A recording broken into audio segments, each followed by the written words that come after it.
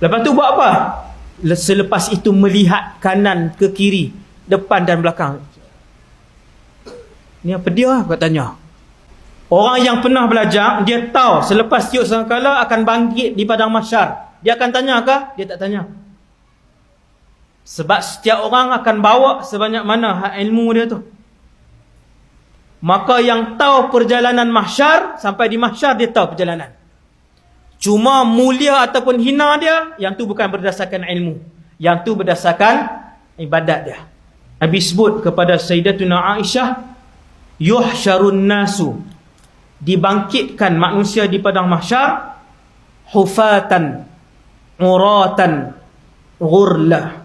Tidak berselipar, tuan-tuan bayang, boleh bayang, tidak berselipar, uratan, telanjang bogel, tanpa seorat benang, ghurlah, tidak dikhatankan.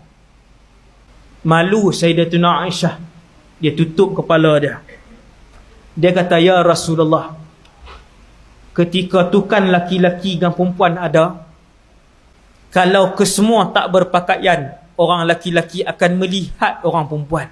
Lalu jawab Nabi SAW, ya Aisyah, wahai Aisyah, ketika manusia kesemuanya menuju ke mahsyar, orang bersembang dengan orang sebelah pun tidak.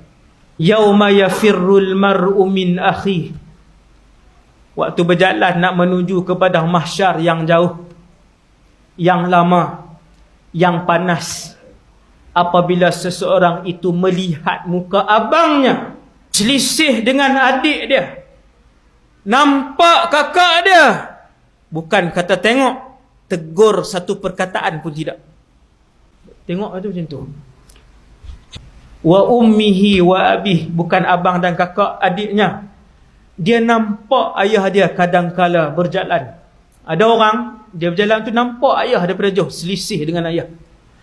Ada orang tak selisih dengan siapa pun di mahsyar waktu berjalan pi. Tak berselisih dengan seorang pun ahli keluarga dia. Seandainya selisih dengan ibunya, dia nampak ibu dia, maka dia akan tengok. Lepas tu dia akan pandang ke lain. Ibunya akan tengok dia, ibu dia pun tengok ke lain. Allah sebut dalam Quran, suami tengok isteri, isteri tengok suami, suami paling ke lain, isteri paling ke lain.